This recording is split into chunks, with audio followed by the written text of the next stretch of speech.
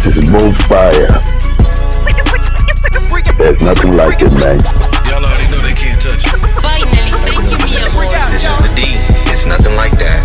You were tapped into the D. This is Charlotte. Stay tuned to the D. Get with it, I'm your host, Said Because. You gonna give me the D or what? I don't know which one of y'all said that, but I'm glad it got said. Charlotte, man, ain't nothing greater. Don't play with it.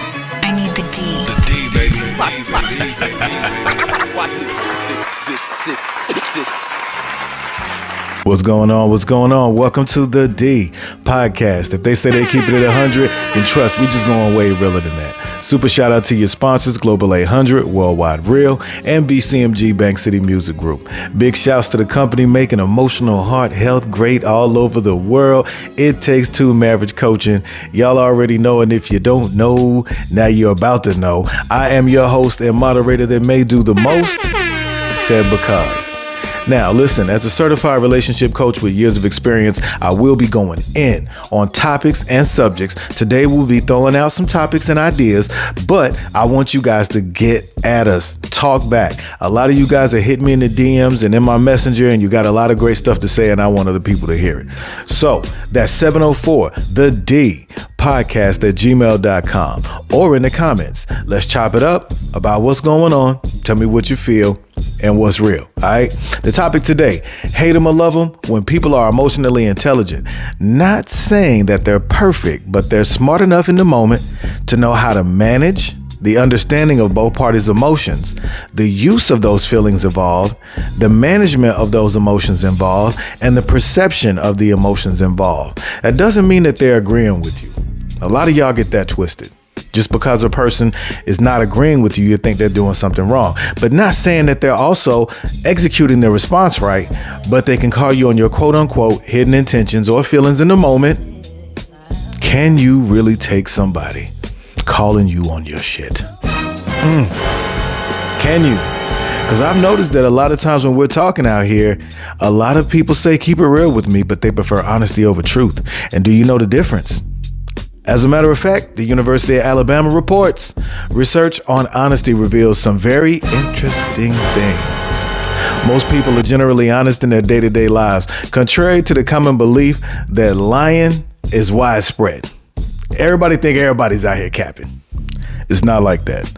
Listen, a study from the University of Alabama at Birmingham found that while people lie on an average once or twice a day, the majority of lies are told by a small group of people that we probably all know.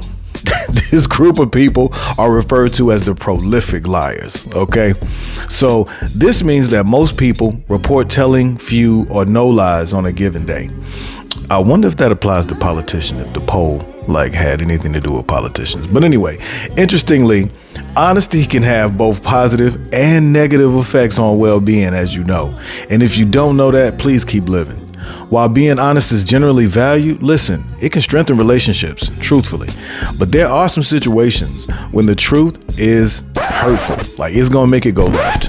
So you might as well not even answer. For example, if a person asks their friend if something looks good and they say yes, and I'm blaming most of you women out there for this because y'all are really good about this, but they really feel that it doesn't, we as a society are the ones who get hurt from that because we have to see it visually. And emotionally, we could be traumatized, possibly. I'm just saying some things that y'all are wearing in the house are coming outside of the house and they need to go back in. I need you to just take them back in. Okay. But why do we lie? And where do the biggest lies exist? My research and experience gave me a list of a few things that research shows are significant areas of the most cap. Now, listen, here goes the first one. To avoid conflict. Now, you want no smoke, so you're telling people you're fine when bothered. Okay, agreeing with something even when you disagree. Not really wanting to reveal how you feel due to not trusting you're safe to do so. Now, first of all, why are you in an environment where you are not, where you're not safe to really tell, how you really feeling? You know what I mean? And where does that come from? Did the person you're engaged with currently give you a reason to feel distrust? Are you in a circle you know what I mean, of people. It's kind of like y'all just, you know, sometimes I've got to admit I've done it before, you know, as younger, you know, I was just in the group because, or someone else in the present or past. Let me take you a step further. Okay. Did life give you a reason to feel distrust? Now, some people may not understand what I'm saying right now. They may not understand that. Others, they may feel it in their chest because it's like they've been given their all in a situation for so long. And because of the way things are set up from either a political or societal standpoint, it's like they just cannot advance. They can't go beyond where they are without hitting certain challenges and snags and situations. You know what I'm saying? But I also feel that if we dig to the root personally, we can evaluate ourselves before looking outside, unless it's crazy obvious. You know what I'm saying?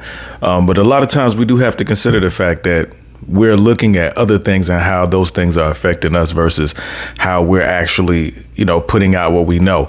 But to maintain social harmony is the second one, right? Everybody wants to get along.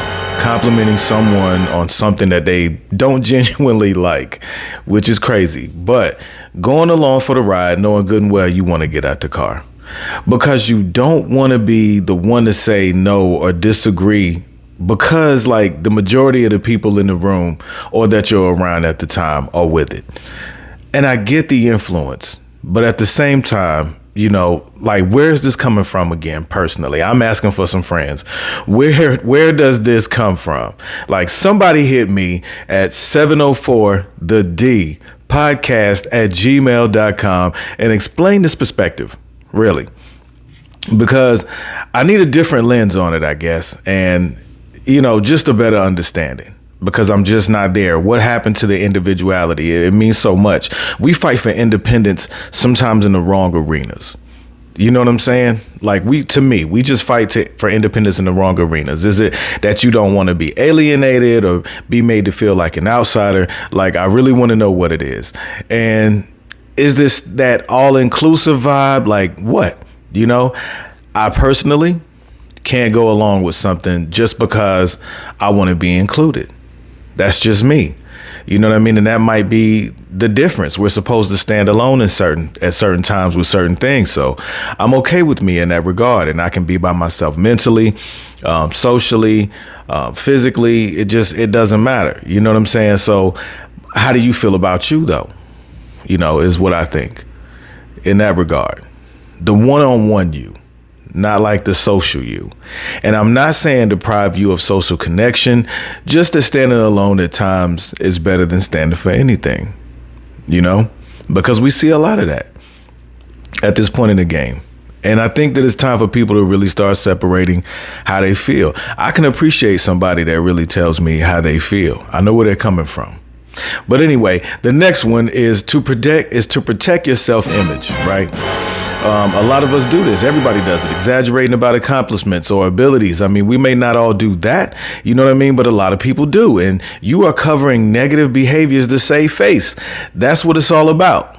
Okay, that's what I'm understanding right now. So I heard at a retreat once I facilitated that I'm not going to tell a stranger like all my details and mistakes and issues because, you know, I got to get to know them and all that stuff. And I get it. You know what I mean? I get that. But they also went further to say, hey, you know what? This is your profession said because. So, of course, you don't mind sharing. But actually, I didn't mind talking to strangers about the details and mistakes in my life because I learned that my life is just not my own. Meaning someone can benefit from, you know, me exposing and expressing those details we like to hide. I found myself personally telling people just, you know, things about myself that is really not for them. It's for me. It's some type of therapy for me to be able to get it off my chest. But that was said because pre-marriage coach. OK, and a big inspiration for that, you know, is William Penn, a childhood friend father who did just that. He filled us in on like his deepest mistakes. And he kept it 800 with us. Like, men need men who do that. Like, for real. Men need men who do that. For real. All right. All people do, you know, to be honest. We all need people that are going to just be authentic with us, you know, and tell us of our experiences. So taking a look at these three categories, and there are more, and we'll get into those in another show, but just taking a look at these, I would have to say personally, avoiding conflict is great. And to me, it's great to a degree, right? It said you have to pick your battles, and I completely agree with that. 800%. I think you do have to pick your battles. You have to be selective, and some things aren't worth, discussing or crashing out over. I do believe that 800%. But I also just want to ask, what if the battle picks you? What do you do in that particular situation? I understand having some control, having some restraint, but what if the battle picks you? And what if that thing not worth discussing, what if it becomes something that we have to talk about? I mean, what do we do at that particular point? Are we going to tell the truth, or are we just going to be honest, or are we going to try to avoid it? Like, what are we going to do? And I said it back earlier in the show, listen, just don't respond. And no response is a response, just for those who are wondering. So if you said it in the most respectful way, I'm sorry, but no, to me, that outfit just isn't right for you. Is that a bad thing that that's your truthful opinion? Is it bad? You know what I mean? They probably won't like it. You know what I mean? But they did ask you. I'm talking about solicited. You know what I mean? So why have we gotten so far from the truth that honesty is the only thing that matters? Just that emotional aspect of telling somebody something. Are people agreeing more and more? And more importantly, are people being truthful? You know what I mean? Or are we just doing things to appease people? I think a lot of times we fall in that category. A lot of people are just doing it just because, avoiding to tell the truth because you don't want to be alienated. To me, I get it, but it's kind of selfish, like someone could be missing out on what that truth has to offer to them. Especially, again, I'm saying, considering you're in a position where the truth is being requested. They're asking you, you know what I mean, to be truthful with them. And some people can't do it. We are already at a place, to me, where we want everything sugar-coated, but scream that we want to keep it real. Scream we want everybody to keep it real with us. And we don't want fake friends, but what if you're the fake friend? Like, what do you do in a particular situation like that? What if, you were the fake friend? And what if everyone you kept it real with was actually no one, zero, not one person, because you're continuously just trying to appease. And do you expect them to keep it real, like the same way that you're keeping it real? Like, what do you expect from them? Do you want them to just keep it real with you the same way that you've been keeping it real with them? You know what I mean? Or let's try a different position. Let me push this envelope before we go. Looking at segregation, the action or state of setting someone or something apart from others can be powerful, right? That can definitely be a powerful thing when we look to advance and grow in life, right? To think on my own is a freedom. I'm not sure how long we actually have since we got all of this AI and everything else going on. So what will you do with yours? With your freedom of being able to think on your own, be able to tell your truth, stand on that truth, 10 toes. What will you do with it? Right? I heard it said best, and I heard it said beautifully. Do it scared before somebody else does. I love it. Listen, tap in with me and talk back at 704-THE-D podcast@gmail.com or in the comments. I love y'all, man. I appreciate everybody getting in with me right now and just having a little moment to have some conversation and just giving you a few things to think about or some things just to throw out there in regards to what's going on nowadays. So you already know what it is, good people. Shouts out to our sponsors, Bank City Music Group, Global 800, and the company fighting for your heart health all over the world. It Takes Two Marriage Coaching.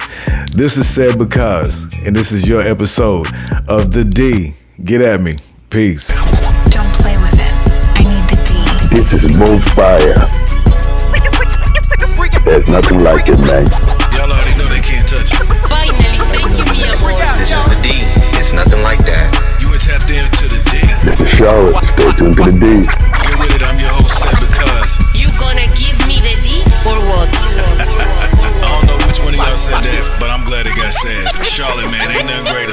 Don't play with it. I need the D. The D, baby. Watch this.